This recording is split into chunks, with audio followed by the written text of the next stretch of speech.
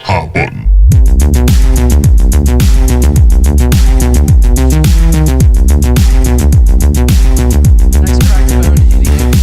Wow.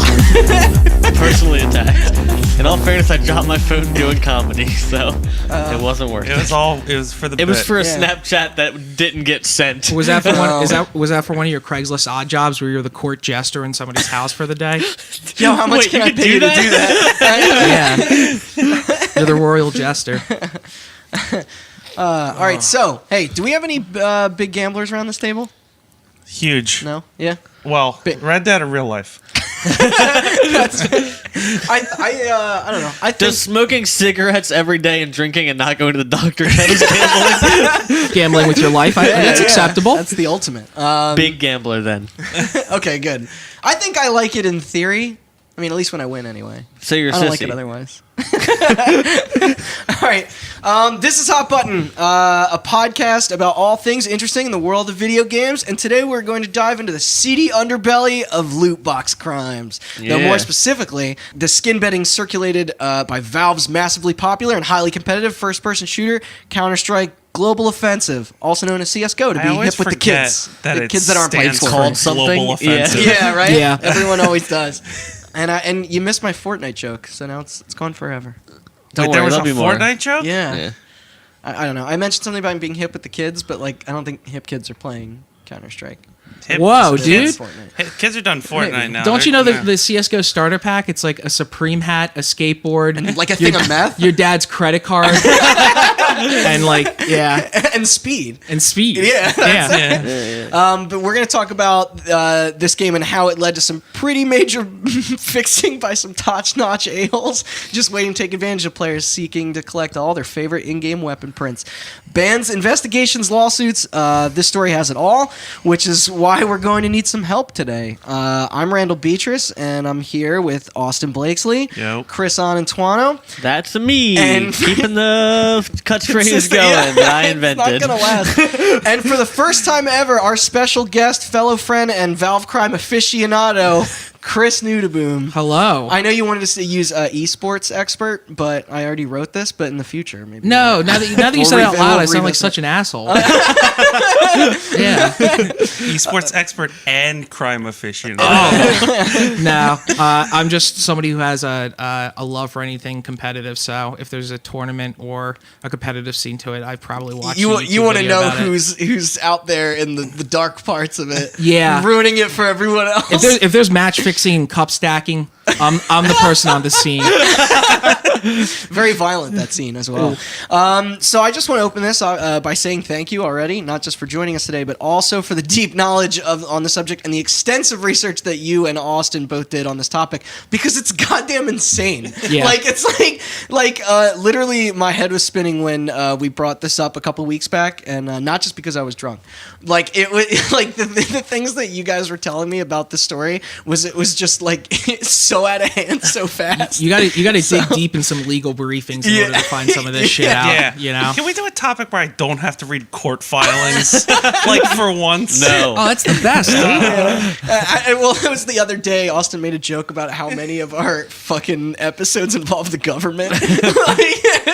It's like we got this great antagonist figure Yeah. looming over. Well, I at talked least about the- how we had a running joke about bringing up Fortnite every time. We bring up government agencies more than we we bring do up Fortnite. Yeah, Dude, that is government? Most of Fortnite? the- Is there something there? Illuminati? Illuminati. Most of the time, it's whenever you have shitty or weird video game companies, there's always government intervention some way or Yeah, another. I guess that's true. Most of the time, it's the long dick of the law coming in. All right, so you guys ready? Why don't you both tell us a little bit about the history of everyone's most beloved game feature today? All right. The loot So box. I'm going to start this off with a question Okay. to the audience. Right on. Our guest is not allowed to answer because he did the research with me, but for you two, what is your first memory of loot boxes? What's the first game you remember having loot That's boxes a good in? question, actually. Overwatch was actually, and I know that's recent, but that's the first game I dove into it. Yeah. But as far as like I bought loot boxes in that game. Does Rocket League count? Yeah? Yeah. Well, then Rocket League's probably the first one I've spent a legitimately large sum of money on keys to open up boxes. Then maybe Payday 2? Possibly. No, Payday 2 didn't have loot boxes. It didn't. For It a while. had those keys though. Yeah. All right. But damn it. Now I'm trying to think though. All right. Well, you ruminate on that. I played Team Fortress 2 We'll get as started. well when that. Yeah. Yeah, Team Fortress 2 is one of the most important ones. Right. It's probably an EA None of game. you managed to bring up a game called ZT Online, which Chris informed me of way back in 2006. This is a Chinese free-to-play game, and it had the first loot boxes, but they weren't loot boxes at the time. What did they call them? Nothing. Oh. Some made-up word, but it was essentially a real money slot machine, where you just put a quarter into it, and then it would do the little dialing thing with the slot machine thing, and then it would pop out a power-up. And the game was notable for having, like, it was an RPG, so you had a power level, and the game went really far in power level, and if you didn't spend money, you Now, couldn't get very far Did with this this. game have any connection with that MMO RPG that was like Zoo Online or Zoo Online 2? Like, was this a crossover with that, or was that a...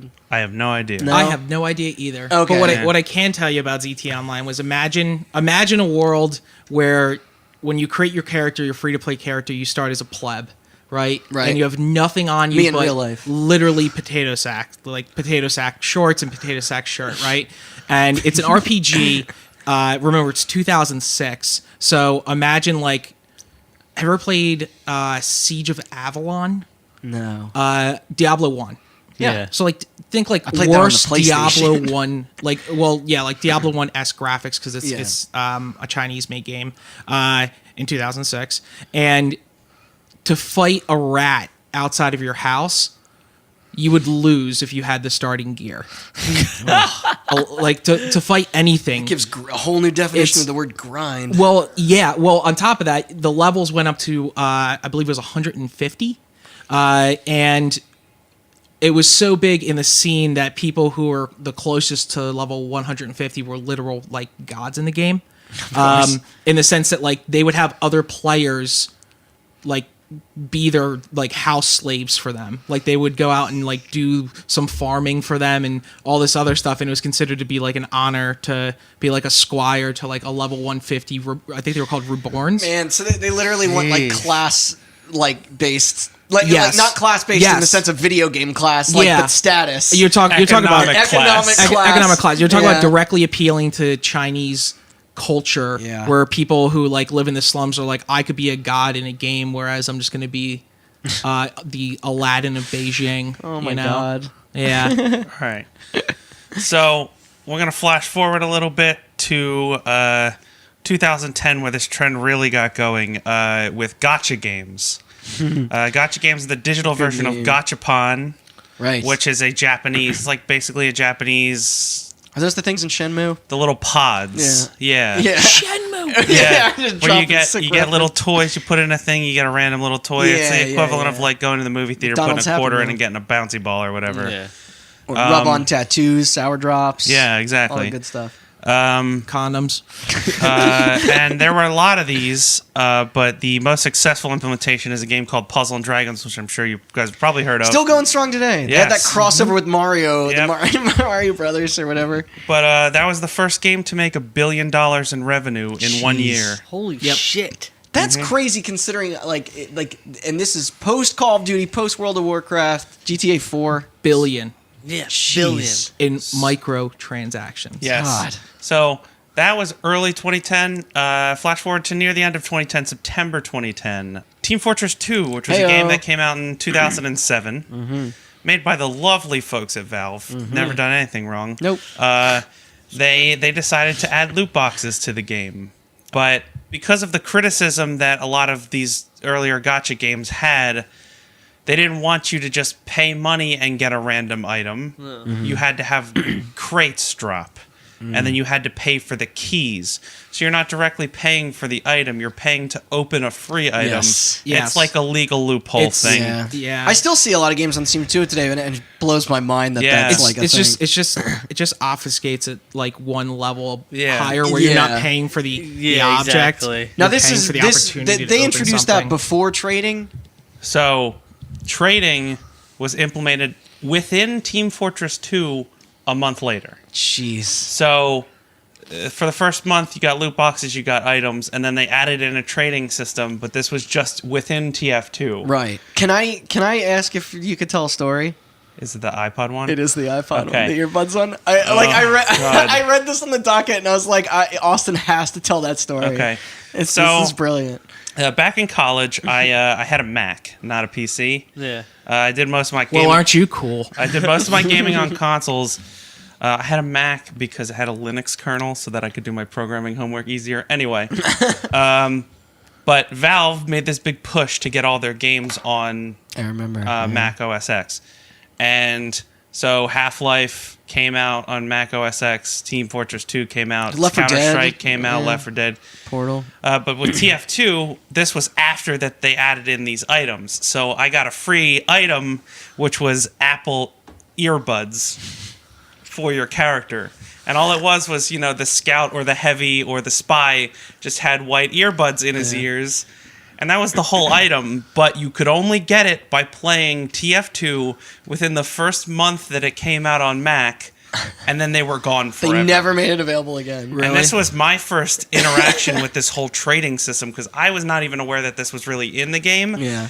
until I literally got pushed out of playing TF2 because every time I hopped in a game, I had those earbuds on and people would just message me nonstop. And friend request you and stuff? Yeah, Yeah. Steam friend request me nonstop, just asking for these Apple earbuds. So much so that I took them off my character because I didn't want people to see I had them. And people still looked in my Your inventory profile and found that I had them and messaged me. And I was getting harassed on Steam for these things to the point where this one chick messaged me and said she really wanted them and that she would buy me any game I wanted on Steam and trade for them because I told her I don't play TF2 that often and I don't want TF2 items.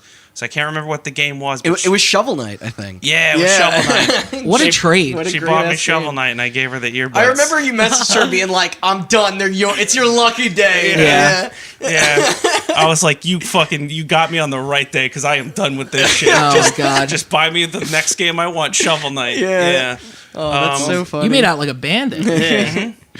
That's great. I could have sold them, I think, for like a lot Because more Shovel money, Knight was but- only like a $15 or $20 game. I was like, you could have been like, buy me the collector's edition. Yeah. Yeah. But yeah, so Team Fortress 2 added loot boxes, random drops, and keys. Trading's implemented a month later. All the good stuff. Flash forward 1 year to September 2011. This is 1 year after Team Fortress 2 added the loot boxes, and 11 months after they added the trading. Valve added trading as a feature in Steam. Oh, Yeah. okay, So that's rather than going through TF2, now you didn't even have to launch TF2 to trade. You I could can't just even trade log into that through fucking Steam. app without it telling me about items to trade still. Yeah. How many stickers do you have? Dude, I have no idea. Not stickers, they're Obs- trading cards. trading cards. trading Yeah, cards. yeah, Yeah. that's what it Well, is. certain amounts, and I barely play PC games. Yeah.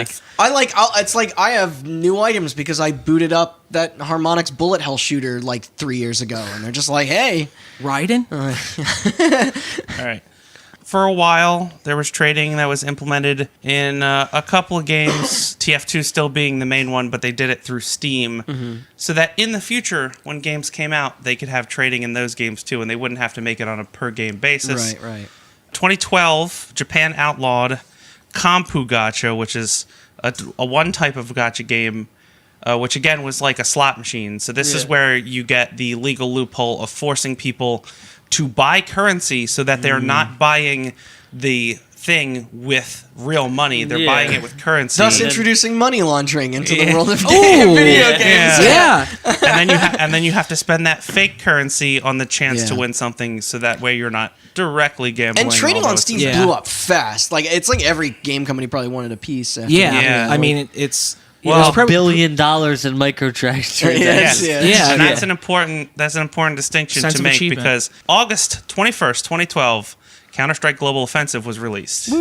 At the time, no items. It was just a Right, Counter-Strike yeah. game. Yep. Side anecdote here. Sorry, I classic. just got to say this. Do people remember when that game was going to be the first crossover title between PC, 360, and PS3? They almost beat Fortnite to it. Really? Yeah. Nice. No, that was like meant to be a thing, but Which, because of which the, one of the companies said, fuck you? That's a good question. I think it was Microsoft. It might have been Microsoft at the time. They were they were on top. They were talking about the update thing. Portal 2 had crossplay, but it was only between PS3 and PC. That's true. That's true. Xbox wasn't about that at Valve that was time. buddy with them. Well, they were probably salty from Condition Zero being on Xbox One, which was probably the worst game. You mean the original Xbox? Oh, yes. Yeah, you have to. Wow. Controlling those menus, those joysticks. This trading thing kind of blew up, and there was sort of like a mini economy around it, you know? Mm-hmm. Items got values, even though they didn't really have value. They were just game items, but rarer items were traded for multiple copies of less rare items, and a small economy formed. So Valve, being the lovely people that they are, decided, you know what? Let's get a cut of this. So then in December of 2012, Valve implemented the Steam Marketplace. Yes. And Steam Marketplace was literally like, hey, instead of figuring out how many fucking grenade launchers one sniper is worth, why don't you just put a monetary value on it and pay us 30%, and then we will let you just sell items to other people for real money. And what could go wrong? And if you want to trade real money, that's totally fine. You just can't withdraw any from your Steam wallet. You must use it on Steam products and only in the Steam Marketplace. Yeah, redeemable cash value at 1/100. They protect themselves real good. Yeah. Okay, so Valve debuts the Steam Marketplace December 2012. And again, a lot of people selling and buying Steam items. I think I could have sold my earbuds on the Marketplace for more than I got for the Shovel Knight copy, but Steam Marketplace just at the time seemed really shady to me. Yeah. So Still is. Yeah, as we will learn. So Valve was having a lot of success with TF2, and they decided that more games needed to have these items in these loot boxes, and more games needed to have items that people wanted so that they could trade them and Valve could get a cut of it. Especially highly competitive games that are selling real well. Yeah. So in August 13th, 2013, which is almost a full year after CSGO was released. Yeah, I saw that too. Not quite, but almost. All wholesome fun until then. Yeah. CSGO's ARMS update came out, which ARMS update added cosmetics, which were housed in cases that randomly dropped that you had to buy keys. They saw those paintball gun skins, and they really Yeah. they were pretty sweet. I didn't even play CSGO that much, but I saw those. So, did you know when they were originally developing skins, their one of their ideas was that they wanted to create guns that were actually camouflaged to help, like, you know, players like that give would them have a actually tactical affected advantage. gameplay. Yeah. But what ended up happening is they ended up making like neon yellow ones, and the What if you got a pink and the tiger players, stripe? and then the Siege players does actually that wanted too, those yeah. more. So they're Yeah. like, oh, forget like concrete You guys want all jungle the or dumb? forest. Yeah, you want all the blend. dumb shit. Yeah, we'll make Yeah, a you bright never pink. pink guns. Never got that. Like, even in like Battlefield, there's all this crazy. Yeah, and I'm like, yep. Call of no. Duty I does was it. like, I want my gun to be the color of the map, so if I lay down, you can't see I like me. I like the real like dark colored matte finishes in like Siege, but it's just like you can have like hearts all over your gun or like pot leaves, and then Yeah. Okay, so here's where things are going to get a little confusing. There are going to be a lot of names to keep track of Yes. from now on this podcast, so keep that in mind. So that ARMS update, August 13th, 2013. August 14th, 2013. Fucking day. 24 hours. Less than later. 24 hours That's later. insane. A website called CSGO Lounge was founded. The company was registered in Warsaw, Poland, and their admin lived in Costa Rica. Why the fuck does their Twitter say South Africa? Who knows? Who knows? I looked up CSGO Lounge and I saw this on the outline, and then I was just like, and it was like located. Dude, in South their Africa. bank account's probably on like an oil rig. You know, it's like a micronation in like, you know, the South Pacific. Yeah. It was just funny because it was just like it jumped out at being shady instantaneously to me. All right, so flash forward a year, December 14th, 2014, a website that will become important later, OP Skins, was registered. Right. I'm gonna rattle off a lot of names. They do everything, like, right? They do PUBG and Yes. Dota and H1Z1 and all that Yes, stuff. they will become relevant a little bit later, Right. but actually probably towards the end of Yeah. the podcast. But okay, so flash forward again another half a year, April 11th, 2015, CSGO Lotto, a very important site as Yeah. we will come Very. to learn. This yeah. is probably the most important of the shady betting sites that we're going to discuss today. That domain was registered 4 days later, April 15th, 2015. Yeah. CSGO Shuffle was founded. Just days later, again. yeah. This is so So there's Back to also back here. we need to separate a clear distinction from this point as well with the names, with gambling versus betting. Yes. Oh, right. Yeah, you were telling me about this. The difference being betting is placing money against the outcome of something like a match between two teams, whereas gambling is a game of chance. Right. So flipping a coin and doubling up would be gambling, but betting would be trying to bet the outcome between Na'Vi and Cloud9 match, or I do find it funny that a lot of these registered names have the CSGO name in it. Other than OP skins, but like I just thought that was funny. Like, I mean, I guess that if that's not technically the name of the game, and that's how they can. Some other ones. One that will come up later that we actually could not find the registration date for is CSGO Diamonds, which I will get to in a minute. Okay. So we couldn't pin an exact date down for this, but sometime in August of 2015, CSGO skin betting became public knowledge. Yeah. Somebody on I think it was like a market blog or something like that, kind of wrote like a piece about it. And this had been going on, like we said, it's been going on underground for a while. I mean, the first site that did it was founded the day after the skins were launched. But someone saw the potential real somebody blew this up and said basically like, hey, these CSGO skins are basically like unregulated money, and people are using them for illegal gambling on esports matches. Like, AKA the future reference to every single court case has some kind of reference to this report. Yeah. It's like the first legitimate researcher from like an institute that comes out and puts out a report. So it's like the first time where like all the people sitting in the ivory tower that only drink imported beer and have missionary sex, they're like, my God, revenue. And there were like, I was watching like videos and stuff back from this era. There were so many people getting into this right off the bat. Yes. Like, it was fucking crazy. Yeah. So I mean, you have to be an idiot not to see the potential to make money off of it. No, totally. But I just more meant like the people who are like following along. Oh, like, Like, so I should say, I think I said gambling. This is when skin betting became public. right. Yeah. Okay. Up to this point, it was just betting on the outcome of esports matches mainly. This is when gambling started to pick up. Now, I'm going to keep going with this in a bit, but I want our guest, Chris. Great decision to make the first guest also named Chris, by the way. I keep going to say Chris. Wait, me? No, I want our guest to describe how the slot machine, the gambling part, works. Yeah. Ooh. Also, you guys can call me Chainsaw if you want to keep like. I like that. To keep the distinction. So, have you guys heard of blockchain before? Oh no! I'm leaving the earth. I'm leaving this podcast. Yeah. So it basically these gambling websites use blockchain. Right. The best way to describe it is like, because it has an open ledger, it's easy to prove that the math works. Like the hash algorithm on the back end. But the best way I could describe it is, say, for instance, there's a pot of $100 worth of skins, and you put in $10 worth. You will be assigned a hash value equal to 10% of the total pie. So you have a 10% chance to win. If in the same scenario, if it's $100 and you put in 60, you have a 60% chance. Oh man. Okay, so looking at casino games, these odds are actually they're legit. Theoretically in legit. your favor. Yeah. However, but you're also putting $60 in for a 60% chance to win $100 versus putting $10 in right. for a 10% chance to win $100. High risk, high reward. Yeah. Yes. Gotcha. But the issue with it is that you can the math is correct. However, if you're a web admin on these websites, you could see the future outcomes because there is no such thing as like random, and you could run the test beforehand. Yeah. So all you have to do is display. It's kind of like saying, "Hey guys, I'm going to flip a coin, and you like."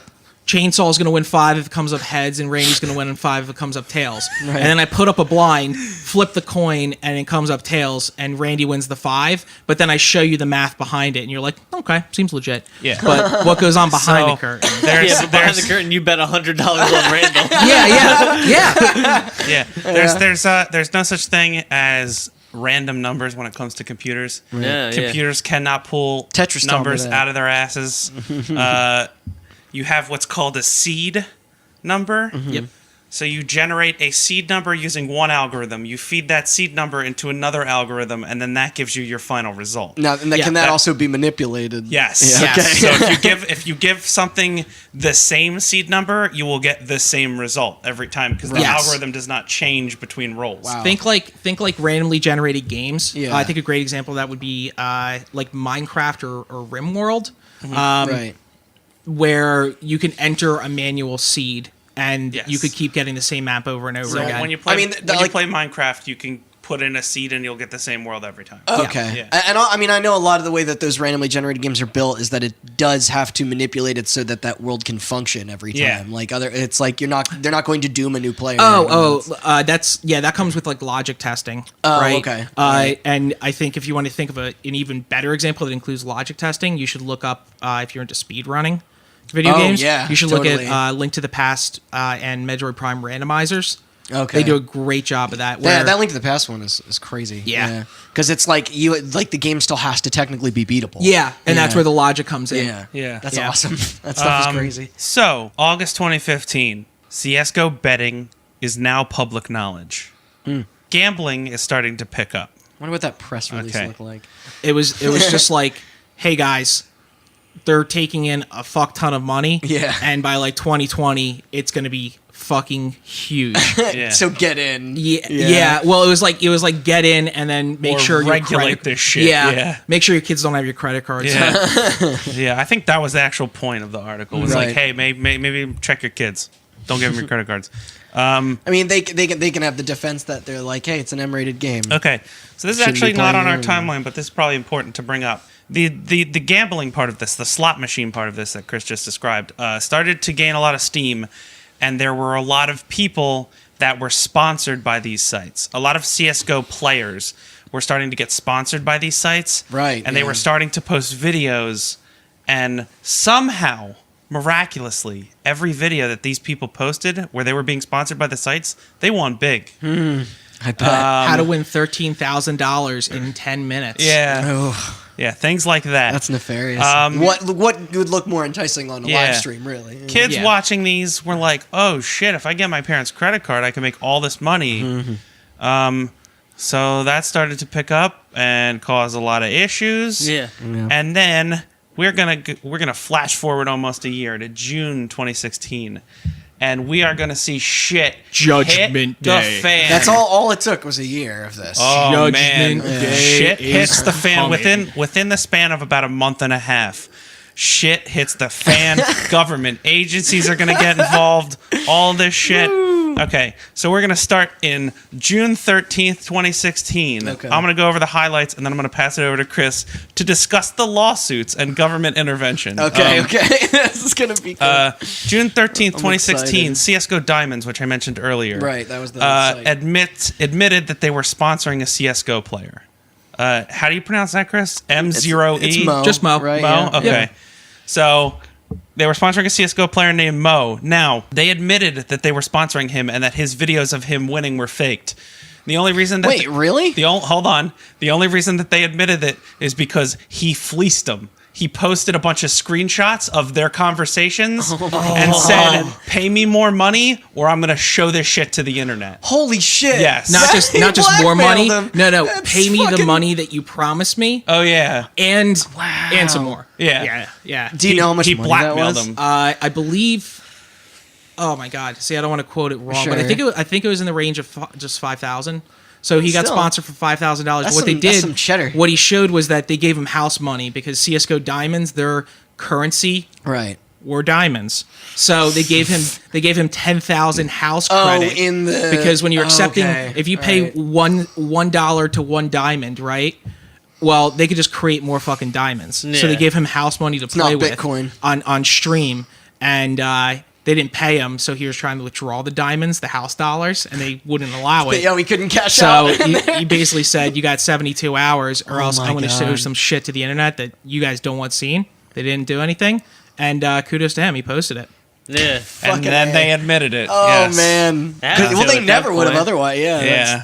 Did they try and backpedal and like be Nope. like these were I was doctors? also thinking about all the Nope. money they probably pulled in off of streams and YouTube and shit too. Exactly, Like that's just yeah. like side As- cash. As, Or- as shitty as they're being, kudos to them. Those screenshots came out and they're like, "Yep, the yeah, whole they're thing's like fake." it's Yeah, fixed, we're like, it's we're not rigged. even gonna try to defend this. Yep. Sure.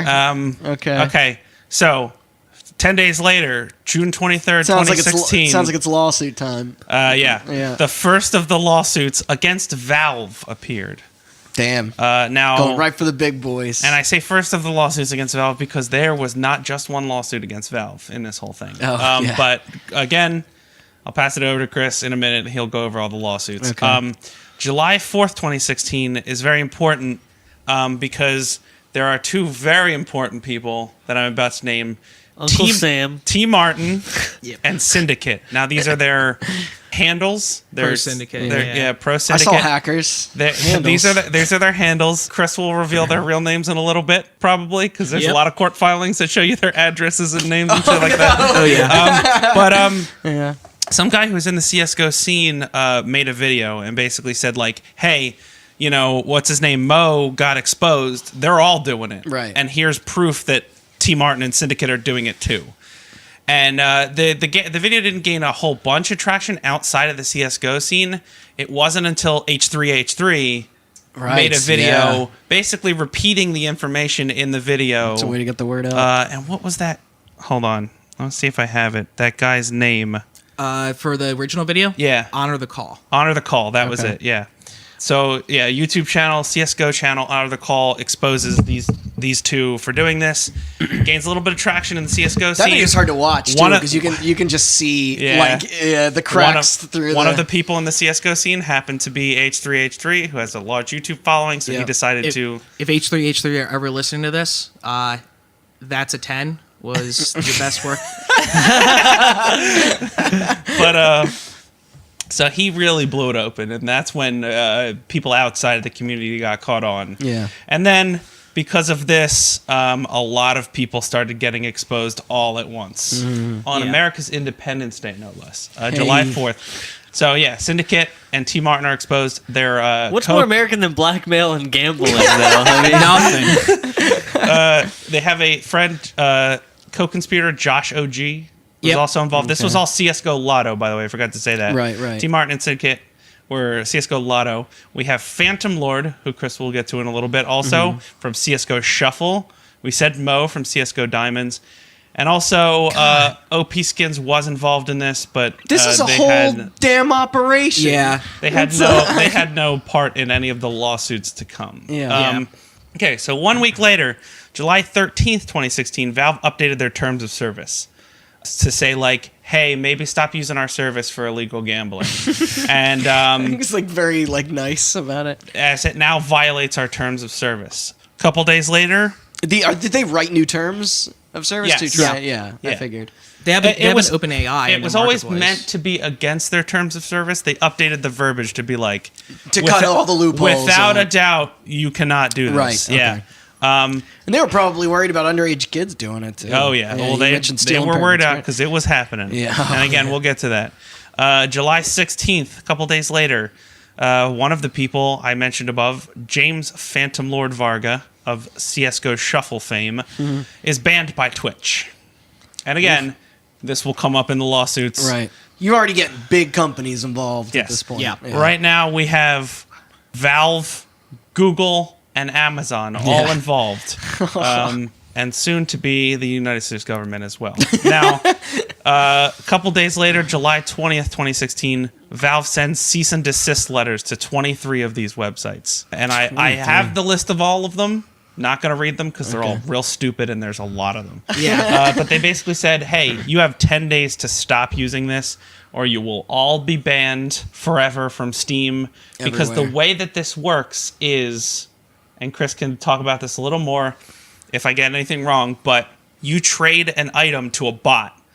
That bot takes that and puts it in a pool. And then the algorithm determines which items go to which people, and then the bot comes back and trades the item to you. So they do need to go through Valve to do this because the bots run through Steam. And Right. if those Steam accounts that the bots operate under are banned, no more.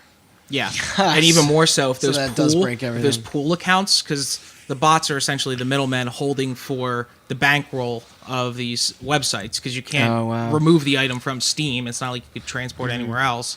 So yeah, they all use Steam API. And there's if you're ever interested, you should go to the subreddit Vac Porn, and you should look at some of the highlights of all time. And there was like screenshots of some of these bank bots, Right. with like $120,000 in skins sitting in their inventory. They get vacked, which means they can't access their inventory. Oh, so that's just locked in there. Locked. Oh. Yeah. All right, so I brought up the list.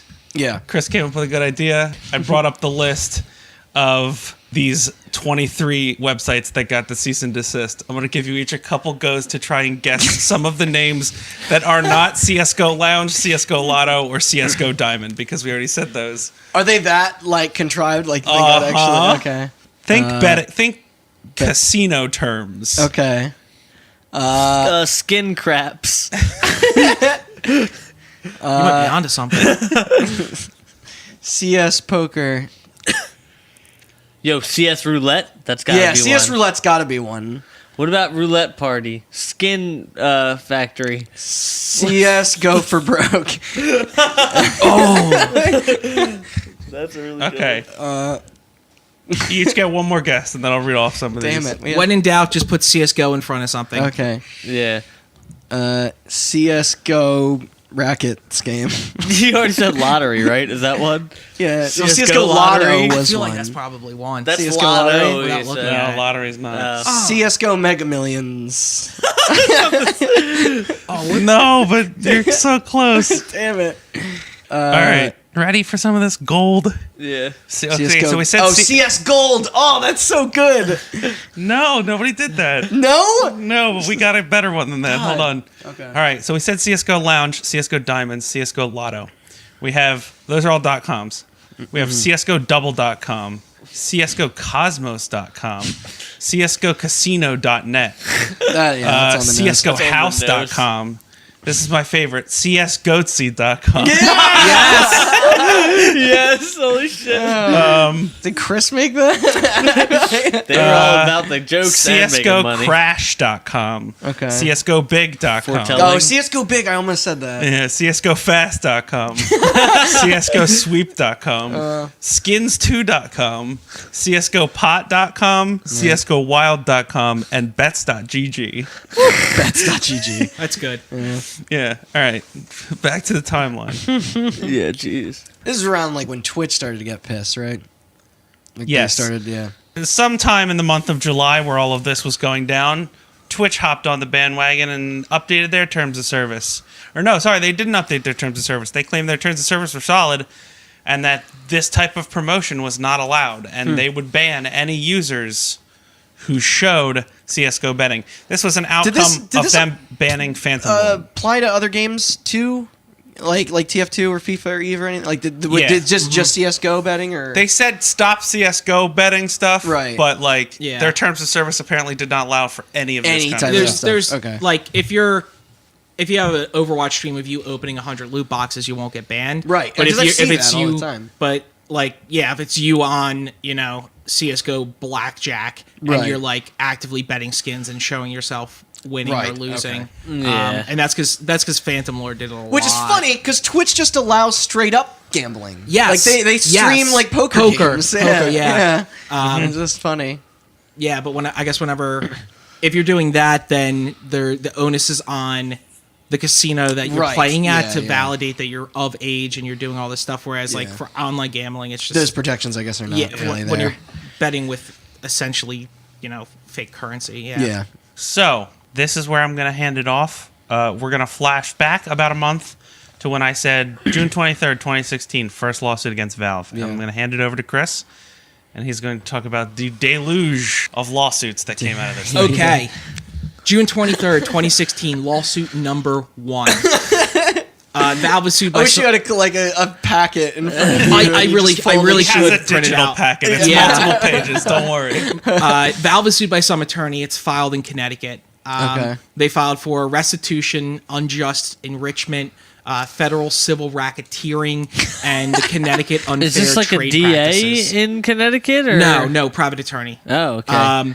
So it's not the state. Yeah. It's someone. It's just it's an attorney. It's me suing you, not the government suing them. Right. Yeah. So There's a private citizen suing Valve. Yeah, okay. Side note: the lead counsel on this, he's also the head litigator against DraftKings and FanDuel. which had Oh, its- so they were on the tear. This was in his Yeah. wheelhouse. Yeah. Yeah. Needless to say, Right. So that was June 23rd. That's impressive. I thought the first one was going to be a wash. That's like already off the bat. Yeah. And, like, it's, July 1st. So this is 3 days before T. Martin and Pro Syndicate are found. Right, yeah. Lawsuit number 2 comes out. It's filed in the Southern District of Florida by the same people who filed on June 23rd. okay. The lead plaintiff is some mom. Right. Yeah, I saw that on here. Was this over like maybe a stolen credit card or? Yeah, this or- was I assume it was her was son's or my daughter's poor boy playing is the a game. gambling addict. Right. Okay. Lost all his money, spent all my money. She had kids. And college fund was gone. Yeah. July 4th, T. Martin and Pro Syndicate are discovered, and Happy Independence they Day. make some tweets. They make a video, a few videos of them. Like, I think Pro Syndicate apologized, and T. Martin like stares into his dog's eyes and then looks like an idiot and says like, "I didn't mean anything by it." They get thrust. I didn't think I got caught. I thought I was pretty clear. So they get placed in the limelight. Right. 3 days later, July 7th, this lawsuit that was started 6 days earlier, it's now amended to include CSGO, Lotto, T. Martin, Pro Syndicate. So they tack them on there. Okay. They're looking for restitution, unjust enrichment, federal civil racketeering, Florida's unfair trade practices, and on top of that, fraud and misrepresentation. How old are these guys? We know how old like T. Martin and Syndicate and stuff are. I assume they're 20s. young guys. Yeah. 20s. Same day, July 7th, the same day they amended it, third lawsuit comes up. They file it in New Jersey. Same guy. Home state. They hit Valve, Lotto, T. Martin, I'm just going to call him Martin, and then Pro Syndicate or Thomas Cassell. So I'm just going to call him Cassell. Did Valve at this point make a statement of any kind? Like they had to be.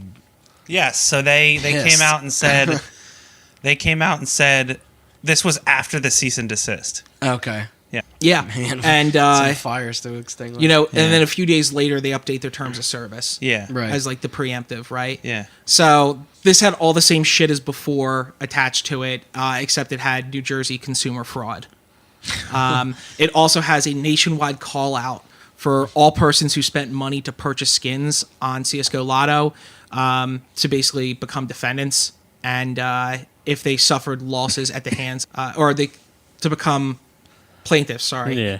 And if they suffered losses at the defendants or any and all unnamed conspirators, which is like a legal thing that they do Yeah. when it's like, Yeah, I got 'cause- jumped by 6 dudes and I only know one of them. Yeah. I'll put my lawsuit against the dude I know and then 5 John Does, right? Because eventually Yeah. I'll find out who it is and then I can attach them on. Oh, then they retroactively i.e. will go attach on back. the other websites that are involved and anybody Yeah, else. right. who's Yeah. fucking Anyone else gets perpetuating exposed, they're getting added to a lawsuit. Yeah. Man, how many people were shaking in their boots? A Oh, lot. boy. Yeah.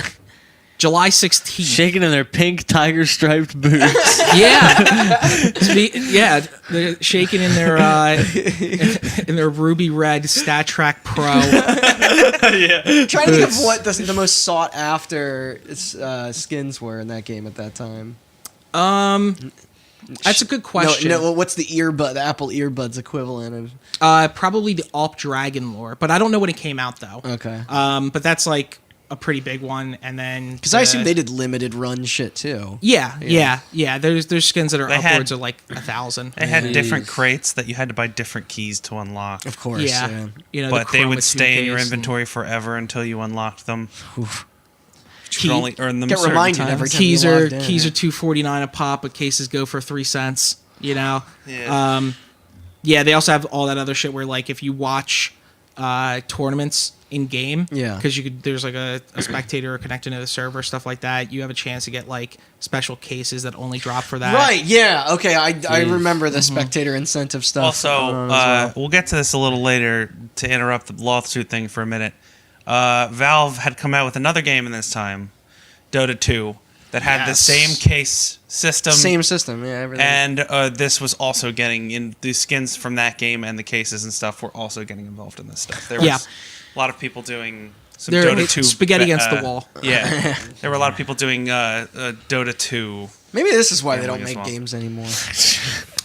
Yeah. So that was July 7th. July 16th. Twitch bans Hope you're Phantom. proud. You all canceled Half-Life 3. Well, that's because if you wanted to get a crowbar, you had to unlock it. And a Half-Life 3 No, but Founders crowbars edition. open cases. You don't even... Oh, that's right. You buy the crowbars to open the cases, right? But if you wanted a head crab, the head crab hat, I want You that in know? real life. the head crab. Yeah, Oh, they God. sold it on their site for a while. Yeah.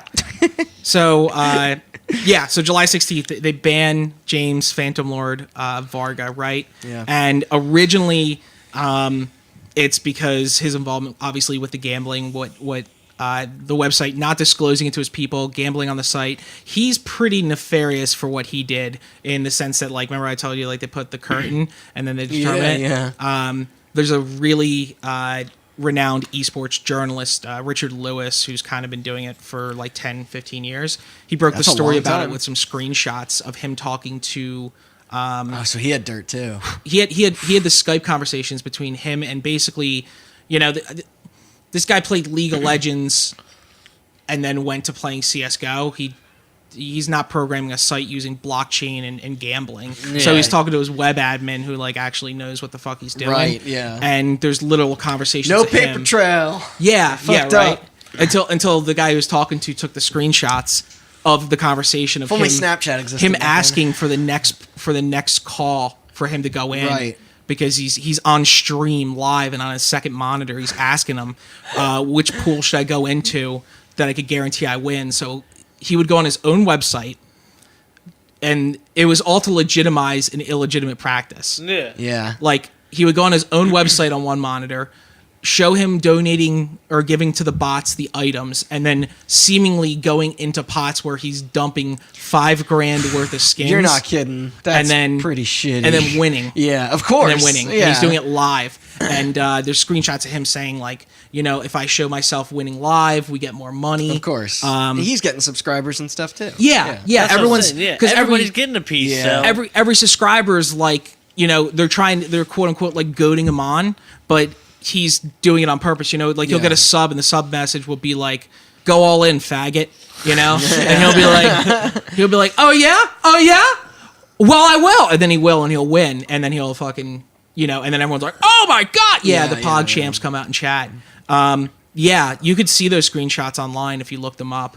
Yeah, so Twitch obviously bans him. Yeah. Rightfully so. And they cite some pretty iffy shit to begin with. They're like, oh, he broke the 30-minute maximum of showcasing gambling on stream. Like, clearly they were going to get some really negative press for this. Yeah, they were trying to find a A scapegoat. reason, yeah. And they do, and they ban him, right? So this is July 16th. Then July 20th, Valve sends the cease and desist to all those lovely websites. And then August 4th. So this is a month after Martin and Cassell are found. Right. The previous 3 lawsuits in Connecticut, Florida, and New Jersey, they're all voluntarily dismissed by the plaintiffs. So the lawyer Wow. dude, he's like, I'm backing off. Can you guess why? Because he was paid. Oh, that would be a good one. No. Because they started to get investigated by someone else. No. Because he files the grand poobah of all fucking lawsuits the very same day. So he's like, forget these little ones. He files a class action lawsuit, which is different than the regular lawsuit. Of course, yeah. Sweeps everyone. Valve, CSGO Lotto, OP Skins, Phantom Lord, Phantom Lord's like a true company, lawyer. Phantom Lord Inc., which I guess is like his holdings company, CSGO Shuffle, T. Martin, and Thomas Cassell in it. So yeah, so he's like, I don't want any of these because like, I have this. Yeah, fish, he's yeah. like, fuck the little guys, we're gonna have the big one. Yeah. Boy. The lead plaintiff is this guy, Michael John McLeod, who's being represented obviously by the same lawyer who did all the other fucking lawsuits. Their claims, because it's a class action and they're trying to file it under RICO, which is racketeering, influence, and corrupt organization, which I'll tell you about in a sec. Their claims It violates 50 states' gambling laws. Unjust enrichment. Wait, 50 states? 50 states. Isn't that all of them? Yeah. Yeah. Unjust enrichment, naturally. Federal civil racketeering, fraud and misrepresentation. Violations of 50 states' consumer and protection status. Holy crap. So he's asserting that since it's online and within the United States, it thus violates every state's consumer and protection status and all their state gambling Yeah, laws. because it can reach everything. Because he's basically his own casino. He's Clam's Casino over here. Yeah. Like Johnny Boy fucking opening up his own fucking like treehouse fucking casino. Negligence and then declaratory relief, aka they want some money. So RICO. Do you guys know when RICO cases first started? I imagine some mob days. Yeah, but actually, well, yeah, 1970. Okay, yeah, okay. But yeah, mob days. So a little bit later. It was a result of something called the Organized Crime Control Act in 1970, and it was meant to persecute crimes like mafias and gangs. Yeah, because instead of like trying to pick apart a bunch of little dudes and then never eating at it, you can just be like, just wipe out the whole organization in like one fucking suit. So I'm actually going to pass it back to Austin for you guys to play another game, which is guess who's been prosecuted successfully as a RICO case. All right, so we have a list of people here who have been prosecuted under this law, and we're going to give you guys a couple guesses. Gabe Newell. Well, yes, but not including Valve. Nobody we've already mentioned. Right. You should already know one. The random people who have been prosecuted. Yes. Yes. I mean, I assume you're talking about head honchos. Yes, we're talking about organizations here. Okay. Wait, organizations or people? Organizations. It is the Racketeering, Influence, and Corrupt Organization Law. Walmart. No. Ooh. That's a good one, though. No. Oh, they would be.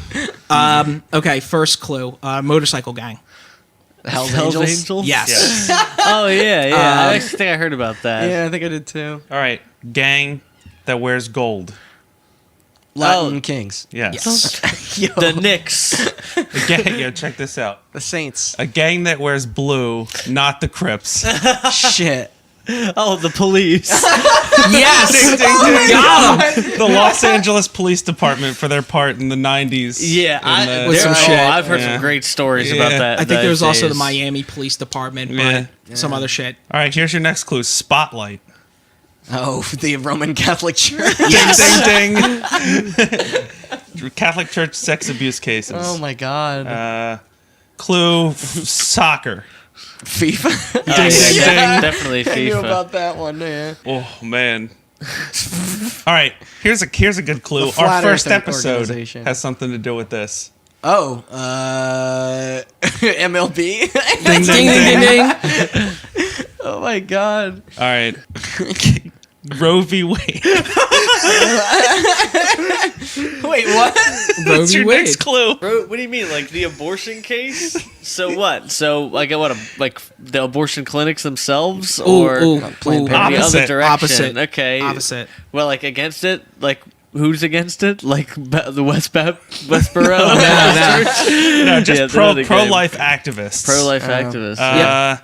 Yeah, the National Organization of Women sued pro-life activists who were blocking access to abortion clinics. Yeah. It's important because it demonstrated that you didn't need any kind of economic or monetary value tied to RICO cases because the damage was obviously in the aspect of women's health. Right. Yeah, exactly. Also, I should mention that the FIFA one was wire fraud, money laundering, and racketeering Right. when they were found to be accepting bribes for where to host the World Cup. Crazy. Where was the World Cup hosted this year? I forget. Russia.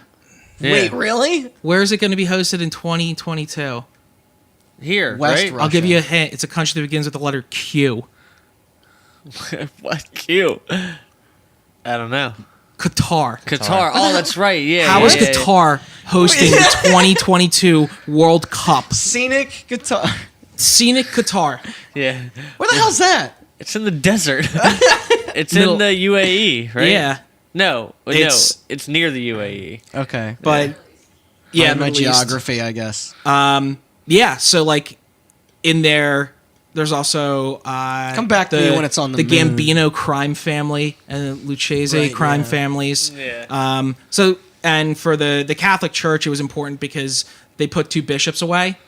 But your boy, What up, Vatican? Bernard, your Cardinal Bernard Law, I think his name is, From Boston. from Boston. Yes. Yep. Yeah, He got a Boston. quick reassignment to the Vatican before they could swap Yeah. out the black and white for the orange. Yeah. Yeah. Yeah, that's rough. Yeah. And then, Jeez. any more that we're missing? Yes, one. Oh, yeah. This is the one we told you about before. Oh yeah, good old Donnie boy. Donnie Boy. Good Donald old Trump. Trump Donnie University. Boy. He, 2013, Trump University, basically did the Vry path of, this is a real school, you'll get an accredited degree. It was Right. absolute bullshit. This is the course it one. was. This is the one that most people are probably familiar with because this one came up in the election. Yeah. Yeah. Because Right, as the yeah. election was going on, he was still being sued for his Clearly it worked. part in Trump University. Oh yeah. Yes. Yeah. But yeah, paid $25 million at the end of it, and then signed a disclosure of no admission of wrongdoing. So yeah, it's So the good guys won. Wait, no. yeah, right. He became president, and ironically, it kind of just like went away. In typical American fashion, as you all know, FIFA no longer a thing. MLB long gone. The Catholic Church been done Sayonara. with. Donald Trump lost all his money. He's not important anymore. Yeah. You know, the World's good better. guys won. Yeah. Latin Kings thriving. Hell's Angels saw him on the road the other day. And thank God the Latin Kings are thriving, to be honest. Yeah. Oh my god. So the big thing though is bring it back to the Valve thing is what do all of these lawsuits have in common from the 4 that they filed so far? So the common denominator is that they all want 2 things, right? They want to file them as a class action, Right. and the prosecution so desperately wants it to go in front of a jury. That's the 2 big things because it's shitty, but in the eyes of the law, T. Martin and Pro Syndicate didn't do anything wrong. Yeah. Because if you willingly engaged in gambling, Yeah. you knew the risk, therefore you must accept the outcome. And if you clicked a thing that said you're over 18 to enter the website, Then that is you're on no you. longer liable. Yeah, then that is on you. The only thing that they did wrong or you are, rather. was the lawful misrepresentation, Yes. the fixing of the thing in order for promotion. Right. Yes. Which is not illegal under federal law. It is legal Now, under if FTC people regulation, didn't which get we will get to. Greedy and manipulative of the system, like, would this have just progressed the way it was? Yeah.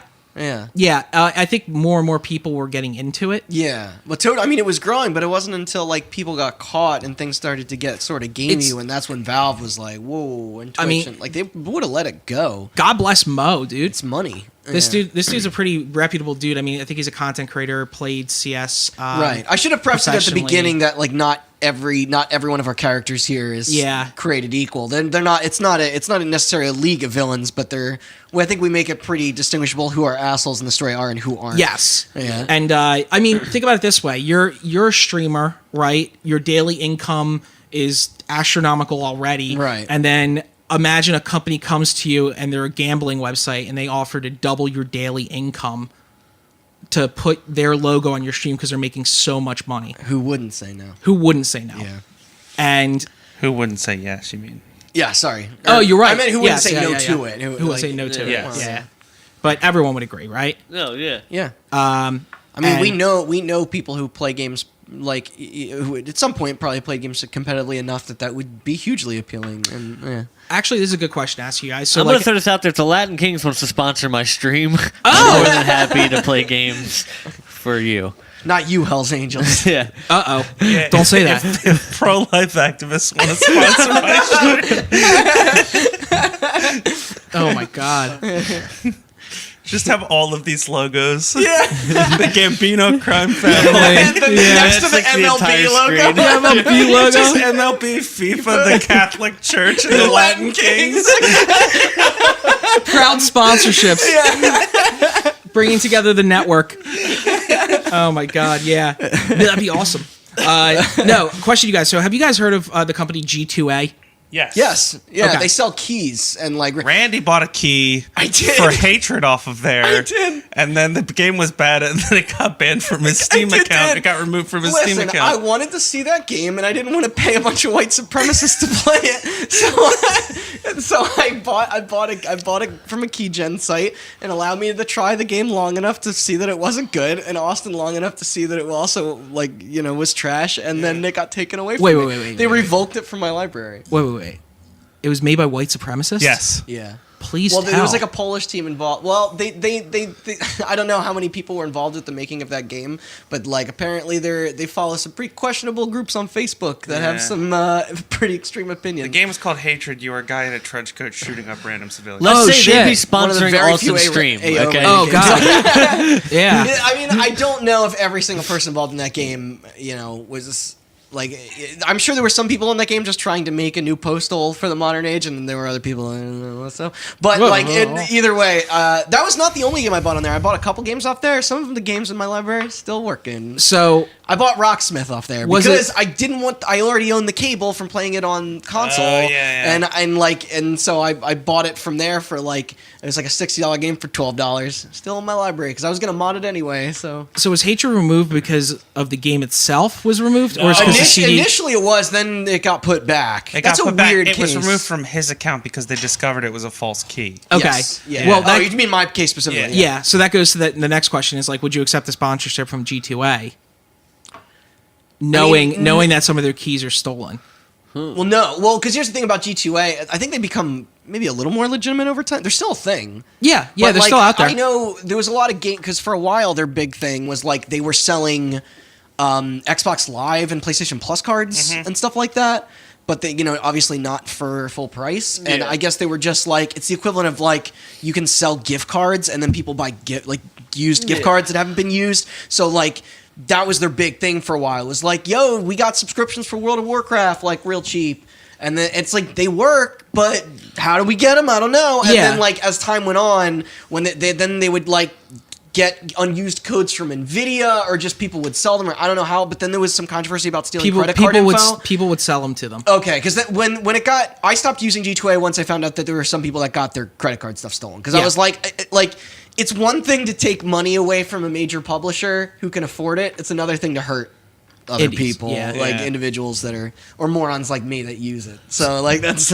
So is it morally right to buy or accept a sponsorship from basically a modern day fence, even if they did clean up that's their a big act? question because then it's like you're talking about how you feel about like downloading music and stuff. Like it just turns into like Downloading music is like stealing a car. exactly. You wouldn't download a pizza. Yeah. Oh, fuck yeah, I would. wouldn't steal a baby. I get extra digital sausage. So yeah, that's funny. I haven't heard G2A mentioned in a few years. Yeah, but they're still around. Yeah, they still sponsor some streamers too. They do, which is always weird to me because the funny thing about that site is it doesn't look legitimate at all. Yeah. You go on it and it's just like constant. Like it looks like.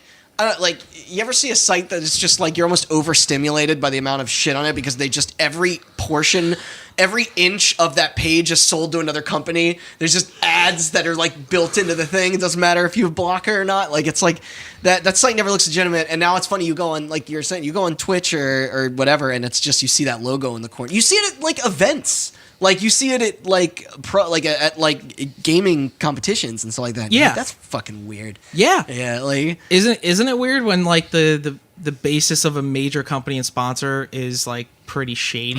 yeah. Though except now, all the companies we mentioned, most of them still going strong. So it's not like there was any punishment against. It's not like the MLB is still pretty respected. It's like yeah. Yeah, no, that's true. Yeah. That's true. Crazy though. But yeah, so I guess back to all this stuff. So this RICO case, right? It was opened in August 4th of 2016. Jump ahead 2 months to the date, October 4th, 2016. Goodbye lawsuits 1 through 3 and 4 kind of. So basically, the prosecution stepped back of like being so hell bent on it, and they're like, "Yeah, just send it to the fucking judge. Put the nail in it." That's what they do. The courts dismiss the first 3 lawsuits with prejudice, which is the legal term for you can't bring it fucking back here. So double jeopardy, right? Right. Yeah. They said, don't even try this shit. And then they throw out the class action portion. and that surprised me. and when I saw the RICO portion of, Right. of case number 4. So now all they have to do is basically get this non-class action one thrown out. that. Sweeping it under the Yeah, rug there. yeah. So October 5th, day after, the Washington State Gaming Commission orders Valve to immediately stop allowing the transfer of skins for gambling activities through the company's Steam platform. And they gave the company till October 14th, so 9 days. 9 days. To submit notice of compliance or otherwise face legal repercussions, which may include criminal charges. Jesus. Yeah. Right? Yep. And how about our boys? And do they do it? How's T. Martin and Syndicate doing? Well, at this point, they're head over heels in legal costs, Right. representing themselves in 3 states and 4 different counties.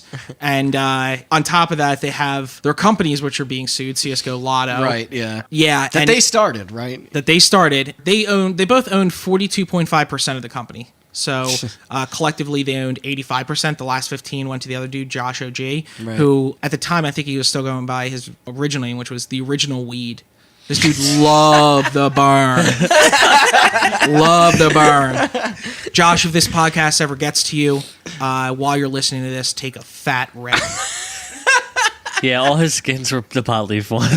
Yeah. That's really why I started the company. He kind of had that blissful ignorance type approach to it, and I think people, sure, he was a people stoner. forgave him a lot more than they forgave. I mean, did he like throw his hands up and didn't? He was more like, "Oh, dude, I didn't know." Oh, yeah. Like I thought it was just like a business venture, and people were like, yeah, he has that's such a believable. small stake in it, so it's likely. I mean, Or it he could had be just likely. he just little enough stake to play that card. I would say. Yeah, exactly. Yeah. That man, if there's one thing in Josh's life, it's that man adores the cannabis. So like, I think he was just trying to do his own thing, and they just kind of came up and they were like, "Hey, we got a good business Yeah. venture for you." I And he's imagine him like, showing up to high in court. Yeah, and they being like, called him "Come while he was on." high, and they're like, "Dude, we're getting investigated by the FTC and sued by like 4 states." And he's like, "What?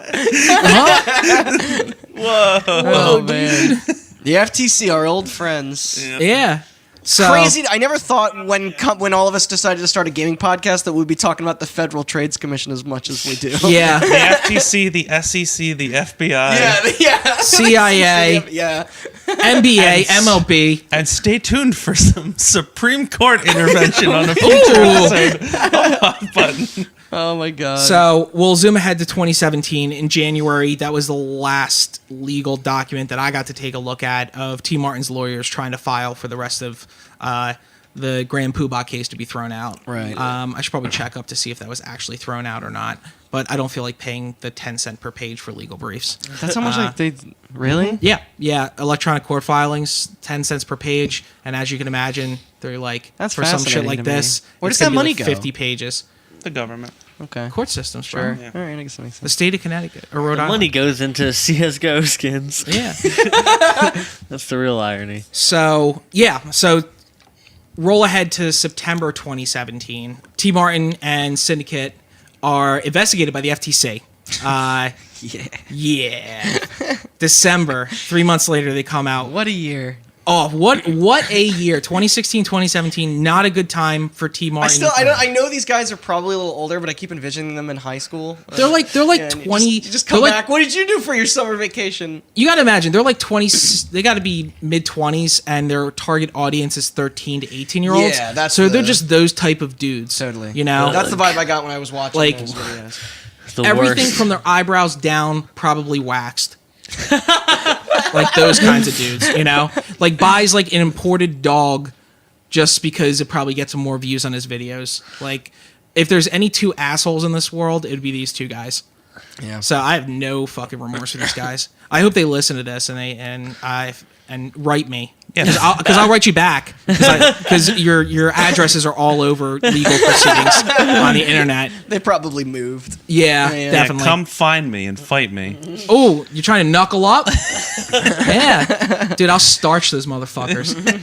So yeah, December 2017, FTC concludes its investigation and they fine them. No, they don't Well, fine no. them. They did not find them at all. Sorry What? about that. So let me cut in here. The way the FTC works is that they're a government agency that's just out to make rules. So if you violate something that should have been a rule, what is explicitly not a rule, you don't get in trouble at all. They just update their guidelines so that anybody who follows it's like naming a disease after you. Anybody who follows in your footsteps will get fined. Right. So they did not fine them. It's a good way to scare everyone off then, I guess, if that's the point. Anybody found guilty of this in the future will have to pay fines upwards of $40,000. Did they know that was a loophole? Yes. Or did they just luck out? Phantom Lord did. In the chat logs, he actually describes the fact that there's really? It's in a gray area in the law, so they should be good. I wonder if he looked that stuff up or if he hired someone to do that. No way this guy's an IQ high enough to look this up. Right, so I'm sure he had help from Yeah. So that's our pussy government agency. To contrast that, there was a similar ruling in the UK. The UK Gaming Commission investigated somebody for doing something very similar but gambling with FIFA Ultimate coins. Right. And they were fined £200,000. How much is that? I don't know. In real money. Yeah. Oh, it's less. You mean the world currency? You mean freedom dollars?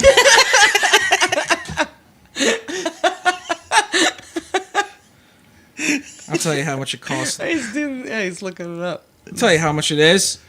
$10. 3 chocolate gorbanuts and yeah, no, it's 300 a lot. hectares on a single tank of kerosene. Oh god, it's $256,680. Yes. Okay. Oh, that's quite a bit. Which it might have been less at the time because this was pre-Brexit. Now, was this the same thing? Were they able to did they just write? They just amended stuff after this, or was this person actually? So they got technically let off the hook as well. Yeah. Okay.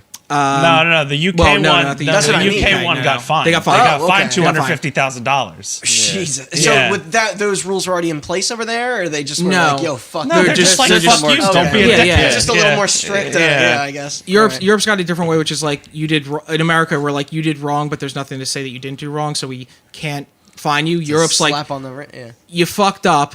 And we're gonna fine you, and then we're gonna change the law. Right. Okay. All right. So, but yeah, the FIFA Ultimate coins. Yeah, I wanted to take that little anecdote because I thought it's so stupid how our country works. Totally. But pass it back to Chris. Didn't you get an account stolen with FIFA once? Like I never played. No, FIFA. I know you never played. You on Xbox though. I think somebody. Yeah, else. bro. They stole my account for some free-to-play MMO. I thought it was FIFA. No, it was an MMO. ZT Online? No. I forget what it was. I just remember you being like, I didn't fucking buy all this. Yeah, and then Microsoft just gave me a bunch of free money, and I was like, all right, whatever. Yeah. Don't know why The funny thing is they charged my credit card, which was expired, luckily, at the time. Oh, okay. But Microsoft refunded me the money anyway without looking at whether my credit card was expired, so I got hacked, but I got like $80 out of the deal, so whatever. Sure. So, 2018 is a great year for sweet fucking justice. This is everything. February 14th, which is what, a day before Valentine's Day? It is Valentine's Day. Oh, it is Valentine's Day. Yeah. Valentine's Day. Phantom Lord sues Twitch for breach of contract nearly 600 days after being banned from it. Jeez. Wow. So, to put in perspective, almost 2 years. Almost 2 years. To put in perspective as well, after Phantom Lord gets banned back in July, and he's going through these lawsuits and stuff like that, there's a Snapchat video that appears with him in it, and he lives in Vegas. Of course. Yeah, of course. And there's videos of him throwing piles of money with his friend into a pool.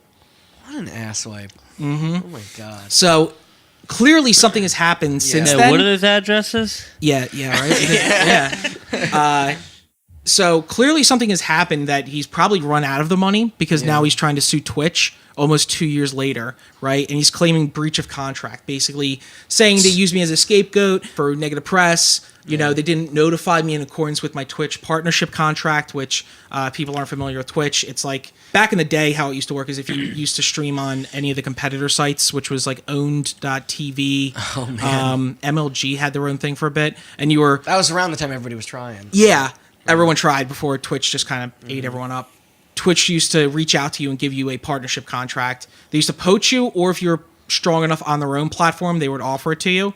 I wonder if they still do that. They do. Okay. They do. But you got to be top of the top. Right. And you basically get more money for subs. Potential. As I do this with my fingers. Yeah. Subscriber contracts on Twitch are typically 50-50. But if you reach a high enough level, then it shifts where you get 70, they get 30. Okay. And a whole bunch of other stuff. So yeah, they apparently they didn't notify him, right? So this was Valentine's Day of this year. May 2nd, Twitch files a counter lawsuit against Phantom Lord and are ready to throw some hands. Very fucking heavy hands at him. Yeah. They begin by listing all 9 violations his account was found to be in during the month prior to his ban, one of which was purchasing a subscriber/viewer bot for his channel. And they kind of culminated all into 4 main points. He had a breach of contract because he did all this shit. He had 9 violations. Breach of implied covenant of good faith and fair dealing, aka he's a smeezer fucking asshole. Yeah. Negligent misrepresentation. So him lying to people, and then just finally fraud. Right. Yeah. They are also suing him for damages caused to Twitch through his actions of suing them, up to and including lawyer fees. So you gotta imagine too. Read this fucking. Yeah. Using words akin to, we don't need to prove Mr. Vargas is a terrible human being, so once we win this, we pray the courts will bring swift and fiery justice upon him for the sole reason of how shitty of a person he is. Holy shit!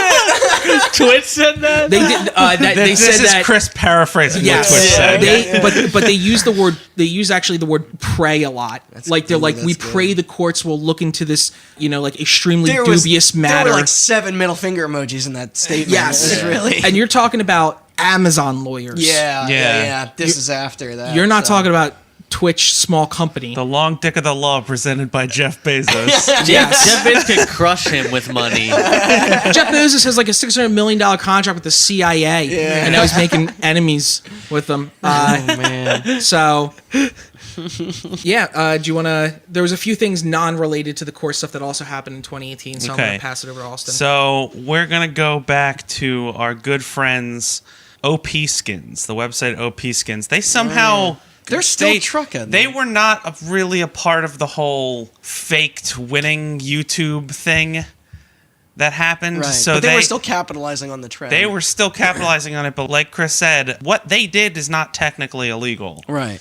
It was very much against FTC. Well, I guess it wasn't against FTC guidelines. It now is to promote by faking results. It's illegal to not disclose your partnership. Yes. Which is okay. I don't know if this is a fact or not, but have you noticed on YouTube videos in the bottom left-hand corner now it'll say includes paid promotion?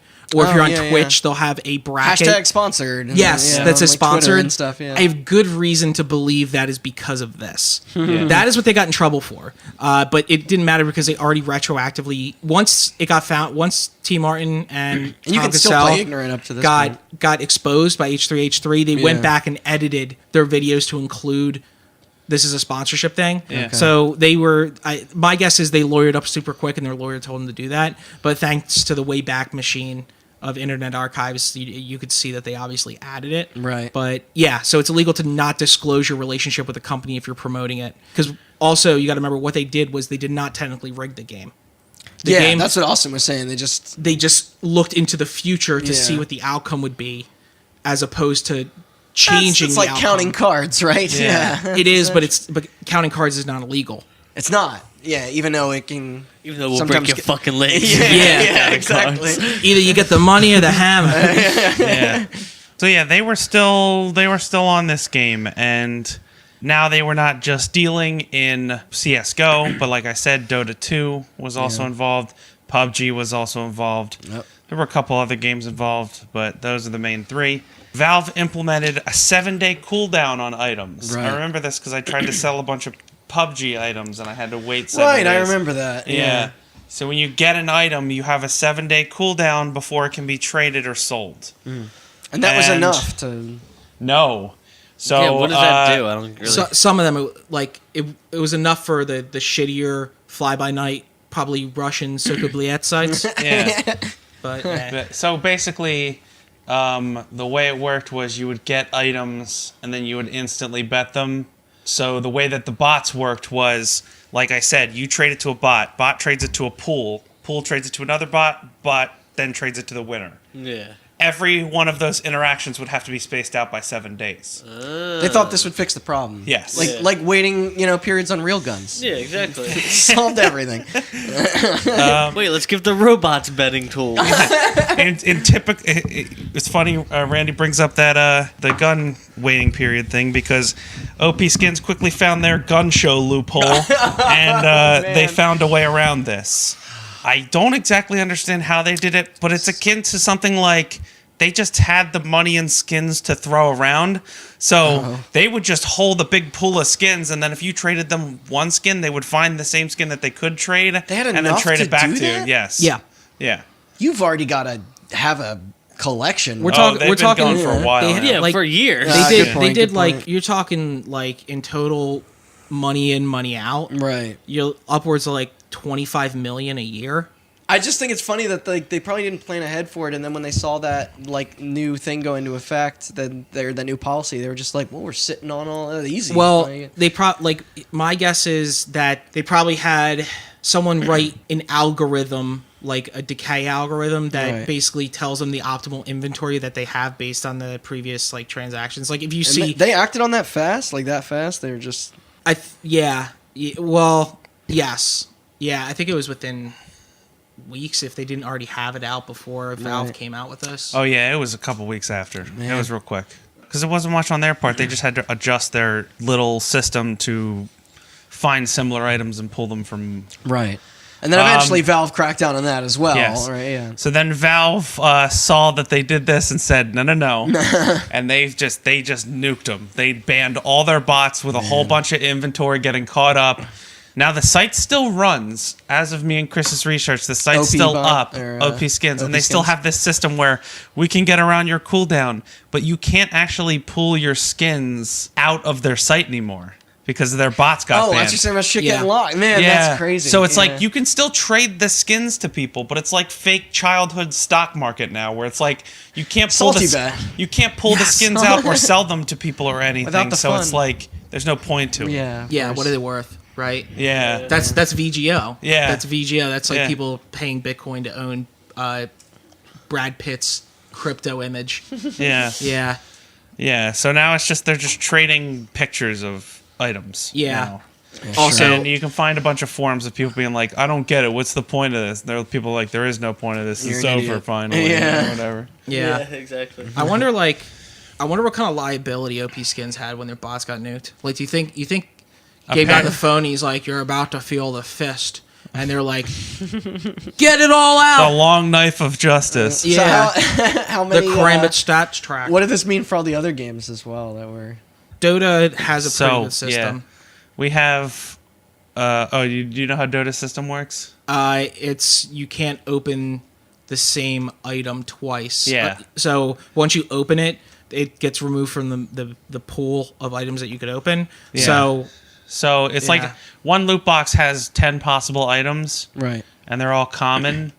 I think if you buy 10 loot boxes, you're guaranteed all the items in it or something like that. Yeah. Yeah. Nice. That's So- a good way to get. Yeah. Yeah. which kind of goes back Because to now it's purely for cosmetics' sake, like it should have been originally. that actually goes back. What they essentially did was they changed the gachapon, right? It goes back to like the Kompu gacha, which it was a type of gambling. Yeah. They changed their type of gambling. Like the one that was made illegal was like, imagine in Overwatch if you wanted to get a Junkrat skin, right? But Mm-hmm. in order to unlock it, you had to unlock his pants, his shirt, his gun, his shoes, and then once you had all four, it would combine into an item. Mm. Sounds that you like could actually Destiny use. shaders. That was made illegal. But there's different types of gotcha gambling, Right. and that's one of them. Is the once you get it, you can't get it again. Okay. Kind of interesting. Some of it, yeah. So Dota 2, Chris just described, works similar to CSGO, but they changed it just enough. Just enough to get around. to take the there, yeah. rarity out of the items and make Yeah. them worth less. FIFA Ultimate Team allows people to trade players, and their whole thing is like, well, the real FIFA you can trade players. So it's like it's realistic. Oh, so the whole thing's a racket, like real soccer, like real FIFA, exactly. Okay. Yeah. Match fixing. I'm gonna skip that one because that's my favorite one. PUBG. I have a little mini timeline here. So PUBG came out in early 2017, middle of 2017. They added the loot Gotta boxes. get those Harley Quinn and Joker skins somehow. That wasn't until recently. That's not on my timeline. Damn it.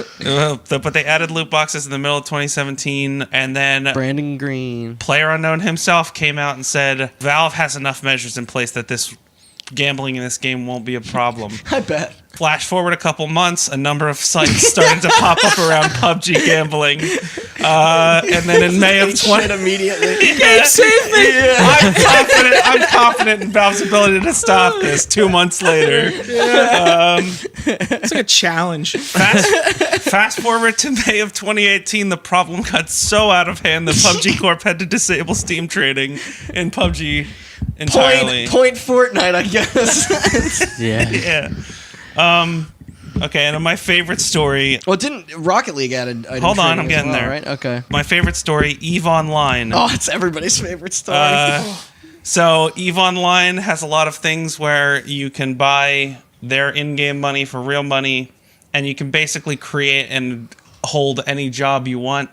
So a bunch of people created a bunch of player-run casinos that allowed people to gamble with their in-game EVE money. We have to do an EVE Online episode. I know. The people involved in these casinos started to get a lot of money because casinos are scummy and you make a lot of money.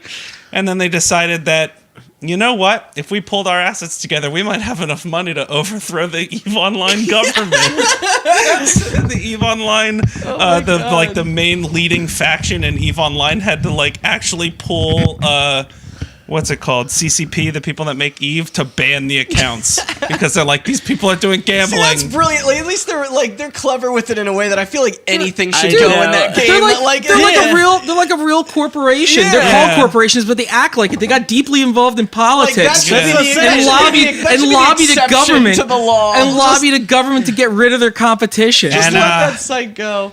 Okay, and as Randy mentioned, we're gonna add one company in here that had no shady wrongdoings. They did it smart. Psyonix, the makers of Rocket League, like Chris said at the beginning of the podcast, they had loot boxes.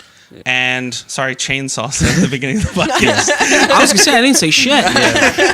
Sorry, I forgot. Remember who you're Chainsaw said talking it. They added item trading in so that people could trade the items they got out of loot boxes, but they decided not to use the Steamworks API because, unlike PlayerUnknown, they do not trust Valve to stop gambling. So Rocket League, is it in there? What? Item trading. Yeah. Okay. But there is restrictions on it. Like a lot of items can't be traded. I think Killing Floor does that too. I think. No, Killing Floor uses Steamworks. Do they really? Yes. Oh yeah, they fucking do. Yes. You're right. I think I have a green bandana and Killing Floor too, Yeah, and that's it. Yeah, but never Rocket checked out. Rocket League decided to just push all this aside and just let people trade items the way it was meant to, with no corporate interaction or government intervention. Yeah. Smart. Wow. Okay, so Doing a kid's game right. So the whole point of most of the people that play Rocket League are probably older.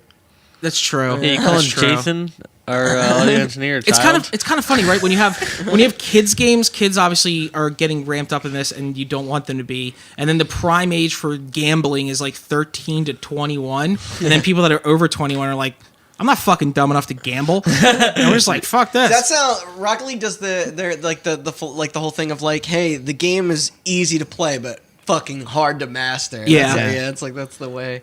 Yeah.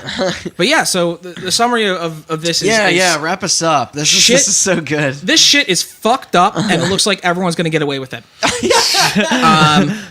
a hot button theme. Yeah. The bad guys win. The bad guys win. T. Martin and Tom Cassell. I gotta look up fucking... It's Tom Martin, right? What's fucking... I think his name's Tom Martin, yeah. Tom Arnold?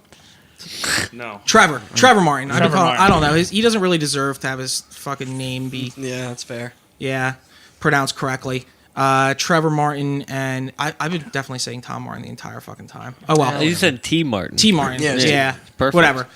Those guys are Fame. only forced to put tags in the YouTube videos Fame retroactively, which they did after H3 actually blew them up. Right. They made millions, and they're probably sitting on it. Phantom Lord, he got away with throwing it into a pool in Vegas. Yeah, well, he got Phantom Lord. Phantom Lord, James That dude Varga. sucks. He got away with the gambling thing, but he's now facing down the barrel of Amazon-owned Twitch and their lawyers. So if anybody is going to get fucked, it's going to be him. Yeah. Pretty bad, I guess, too. Oh, because, it's between his fucking Yellow Book lawyers and probably the best and brightest from, like, Ivy League on the West Coast going to work for Amazon.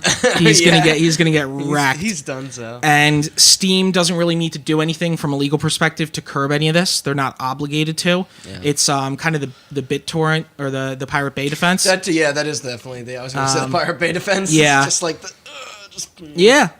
they're just a platform Yeah. that allows it to happen, but they're not propagating it. And this was actually made worse by our lovely former governor, Chris Christie. Fun fact. The gift that keeps on giving. So he sued the NCAA, the National Collegiate Athletic Association, and the case actually went past when he was a governor. So the actual case name is Murphy v. NCAA, and it was eventually heard before the Supreme Court, where it was decided that sports betting was a state's right. Therefore, it's only illegal if the state deems it so, which is why you see Atlantic City does sports betting. Different, right? Because why is there's billboards everywhere that says you can bet on basketball? You see that they're popping up all over the place. That's why we had to distinguish as well between gambling and betting, because gambling you were talking is about that. completely different. It's the reason why I like Sugar House. For those who don't know, Sugar House is like Atlantic City. Since we live in Jersey, is a pretty awful place. But Sugar House Casino operates out of Philly, out of Philadelphia, which is right over state lines, and it's even worse. They're both just wannabe Vegases, but they have. I mean, at least I don't think they're doing so well. So they have light gambling, right? They have roulette, blackjack, and slots, and then they have sports betting. Yeah. You know what else they also have? What? Free parking if you want to hang out anywhere else in that district. Ooh, there's a lot of stuff to do around the area. Yeah, the Fillmore and the Foundry's right there. There's a bowling alley. Dave & Buster's. This is going over the heads of literally everybody Yeah. that's listening. Everyone's like, "What are you guys talking about?" Yeah, let's go get some hoagies at Wawa. Bunch of breweries. Drink some water. Yeah, so Ice and water. You want to get ice cream with Jimmy's on it? yeah. Oh God. Jeez, that'd be great. But yeah, so this was made worse because now every state has to really decide between sports betting. And in the world where esports isn't even technically defined as its own thing, like it just falls into an even more gray area. Yeah. And there's probably not going to be a lot done about it. It sound like that this could potentially It find will. new life. Like It will. I think the gambling aspect of it, but the betting is thriving. In fact, the betting is trying to legitimize itself as much as possible. That's what the story taught us, if anything, is that if there's money to be made, people will find a way. No, yeah. And there is money to be made. There's a lot. Yeah. And the betting companies are thriving right now. They're because they're trying to distinguish themselves from the gambling ones, and they're trying to set themselves apart in the way that they're like, whoa. Don't fucking bet on a coin flip. Bet it on guessing which team's going to do better. And we're going to legitimize it by saying like Vegas odds. This is the snake eating its own tail. Yeah. So thank you fucking Chris Christie for that help. We really appreciate it. And he's done so much. Lucky that fat ass out on a closed beach, or he probably would have been president. Nah, dude, he fucking closed down a bridge and killed 3 people too. Yeah. Oh, fucker. Yeah, what a fucking fat piece of shit. And on that note, that wraps up the story of CSGO betting and gambling. It wraps up years of when did we start in 2006 to 2018. Come back to us in a few years. 2012 to 2018. Yeah, I'm sure if we're still doing this next year or the year after, we'll have some more to add. Yeah, I can't wait to record another fucking addendum where they're turns out. Turns out Phantom Lord now owns the people 33 million. Phantom Lord owns Amazon. Twist of events. Yeah. He won on a loophole. Yeah, governor of New Jersey. No, thank you guys Actually, I think if you fight Jeff Bezos like straight up, you get Amazon. That is I how think it that's works. actually You like do one an of the American things. Gladiator style that with big like giant Q-tips on. if you're just as mad about these people as I am, I know Phantom Lord's been swatted a few times, and as awful as that is, they're definitely on YouTube. Federal law. Okay, So I can go watch that later. yeah, get some kind of sweet justice out of it. But no, thank long you as he guys doesn't have any pets. for having me. Thanks for Absolutely. being No, on, man. seriously, thank you for joining us. That we would not have been able to cover that. It's some heavy shit. Yeah. There's a guy out there named Bryce Blum who is kind of the leading esports lawyer. So another shout out to him if he's listening to this too. When are you gonna have that career, an esports lawyer? Oh God, never. no. This is like the cool talking about the briefings and shit. But like when you get down to it, like. Fuck that. I don't want to have to look at like case law and shit. But yeah, if Bryce Blum, if this somehow reaches you, reach out. This is the time, Chainsaw, will you plug us? Will you plug where you can contact us? Oh yeah, no. Okay, yeah. Other Chris, you want to hit us up with some? Yeah, if you want to follow us plugs? on social media, Hot Button Casts across the board. And if you want to promote your personal Twitter or anything, Chris. You got Twitter? I do not. No? I do, but every time I try and log in, I immediately get unauthorized login attempts from Russia. So I think I tried like So twice. you're the one that swung the election. So What about I've Insta, used bruh? it. Insta, it's Neuteboom, which is Nice. my last name. If you can spell Nice. that, good luck. Yeah, I'm Chris I something if you want to find me. I'm Restart Randy. Austin Blakesley. Yeah, so All if you one wanna word, find us- lowercase. And Good luck spelling that. and you can listen to this podcast and a bunch of stuff now. Yeah, obviously you're listening to it already on something.